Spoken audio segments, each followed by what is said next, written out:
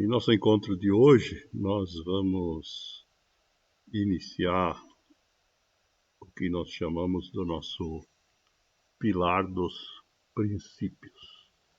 Essa palavra princípios, ela é muitas vezes vinculada com o conceito de orientação, né? Por isso essa imagem da bússola ilustrando a capa de hoje.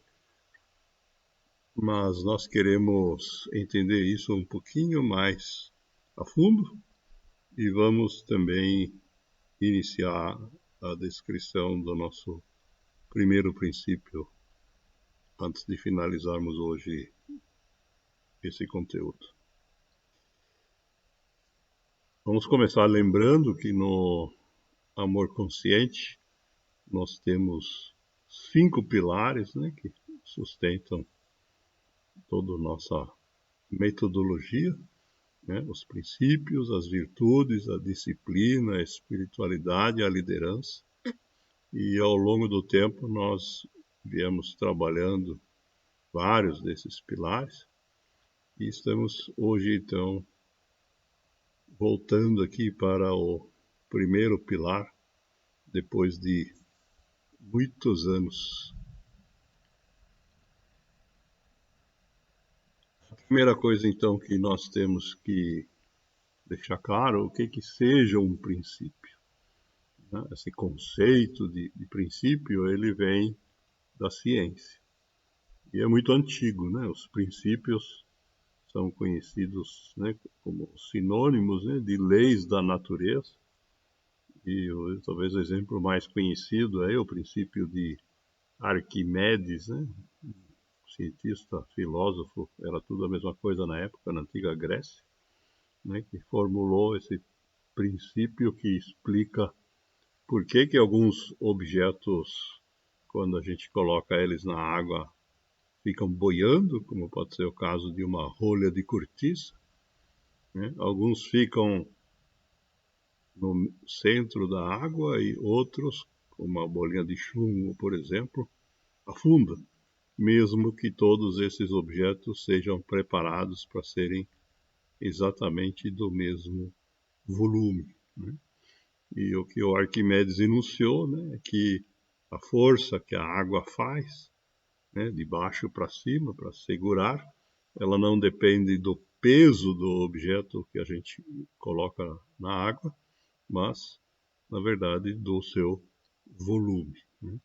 Então, o que acaba acontecendo é que, né, conforme o peso do objeto, ele tem um comportamento diferente.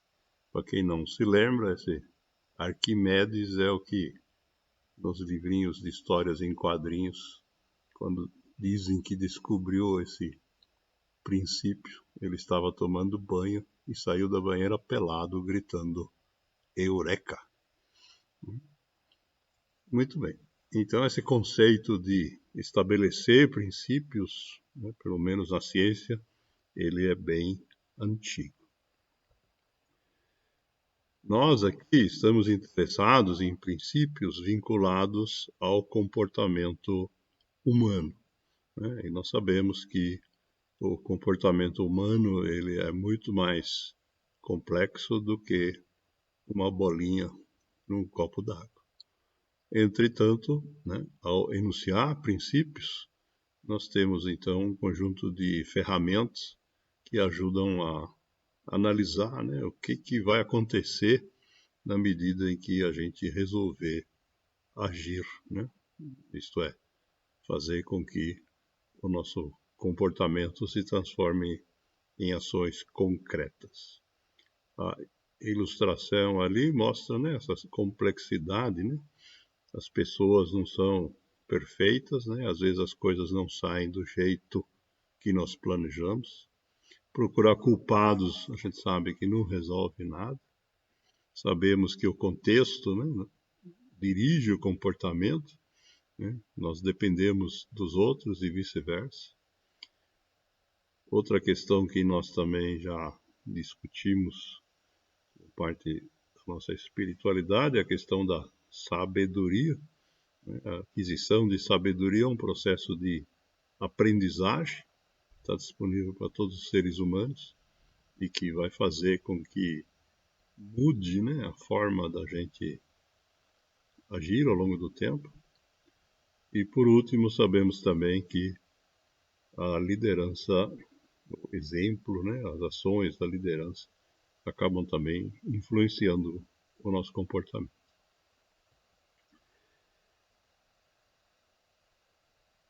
Em função disso, então, nós, ao estabelecer aqui os princípios comportamentais do amor consciente, tivemos que trabalhar em um conjunto de conceitos, né, e nós fomos buscar inspiração nos princípios que estão enunciados no programa Tavlava, um programa americano, né, que já tem hoje mais de 40 anos de existência, mas nós não ficamos limitados ao perfil, né, de pessoas que o Tavlava trabalha. Né? O Tavlava basicamente trabalha com pais de adolescentes que têm dificuldades com abuso de substâncias ou com mau comportamento.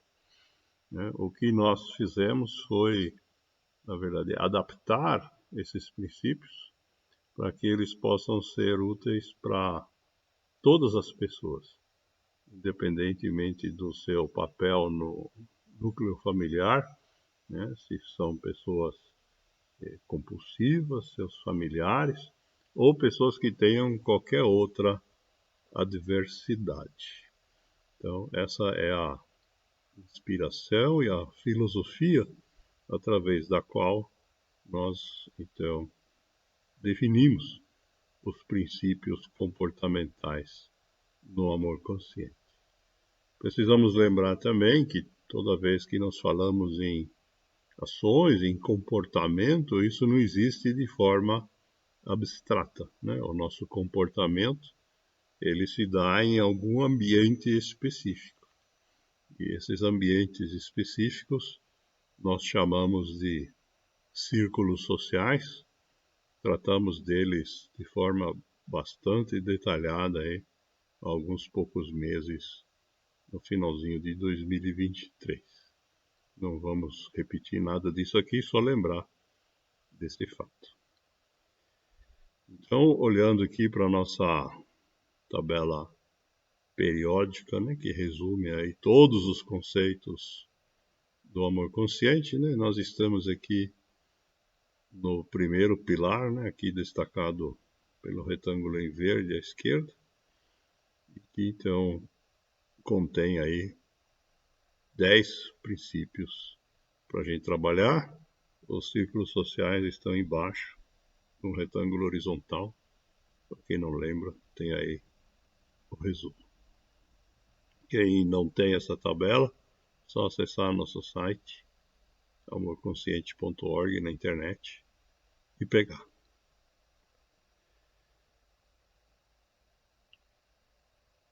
E fechando então a nossa introdução aqui, né, essa é a lista dos nossos 10 princípios comportamentais. Nós vamos pegar cada um deles, decifrar, exemplificar, mostrar reflexões relacionadas a cada um deles e falar de questões que normalmente a gente enfrenta quando vai trabalhar com cada uma dessas questões. Nesse momento não é necessário aqui nem a gente ler, nem decorar, né? Apenas para ilustrar quais são esses 10 princípios. E para a gente iniciar aqui de uma forma um pouco mais inspirada, vamos homenagear aqui os nossos membros mineiros, né, com uma tirinha aqui do Jean Galvão, que retrata aí 2 extraterrestres chegando a algum lugar no interior de Minas Gerais, numa roça, tentando estabelecer contato aí com um local com certa dificuldade, aí com um dicionário na mão, o segundo extraterrestre fala para usar uma língua que é conhecida como mineirês, né? Uma das palavras que ele está sugerindo aí é oncotô, né? E para quem nunca ouviu essa palavra, né? Ela é uma forma abreviada de fala, né? Para questionar onde é que eu estou, né? Essa forma de expressão é conhecida aí com várias palavras, né? Vocês têm à direita algumas outras, né? Dom Covim, Proncovô, e que na verdade fazem parte da cultura popular, mas ao mesmo tempo representam o fato de que essa preocupação com essas questões ela abrange todas as pessoas, mesmo aqueles que, como se supõe, pessoas que nasceram e vivem na roça não tenham nenhum nível avançado aí de conhecimentos filosóficos ou de psicologia ou de qualquer outra formação desse tipo.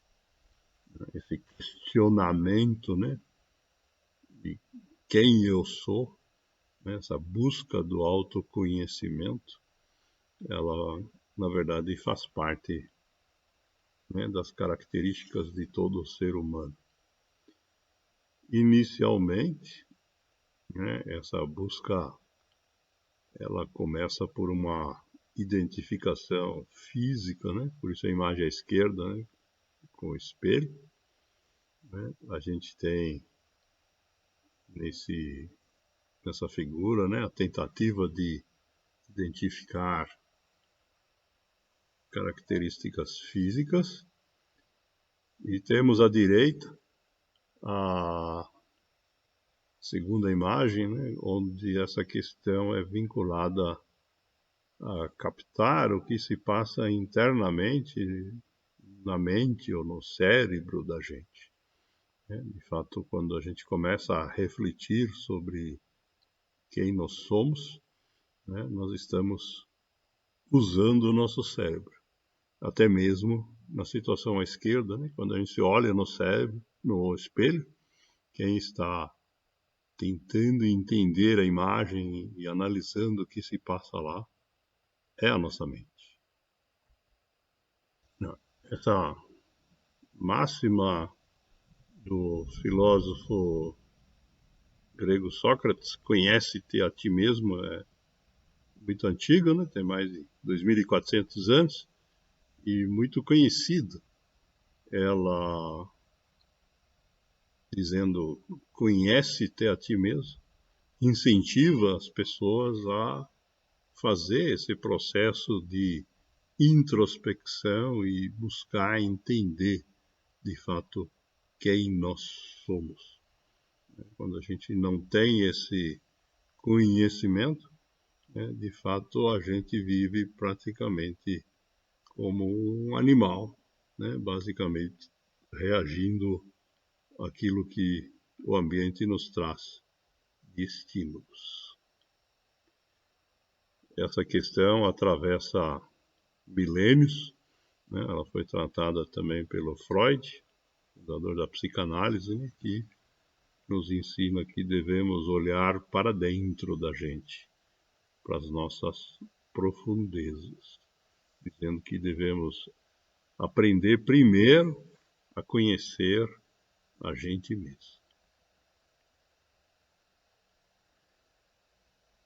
Outra justificativa para esse processo é dada pelo Aldous Huxley, escritor britânico, que nos lembra que existe apenas um lugar no universo onde nós podemos ter certeza de sermos capazes de aperfeiçoar.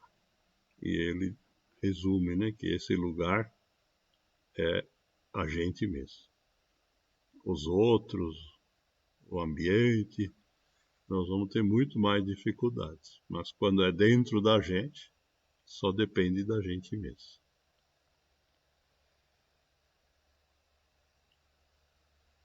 E o Dalai Lama nos ensina que essa questão não depende de dinheiro, não depende de sucesso ou de fama, não depende de termos o corpo perfeito, nem de termos um parceiro perfeito.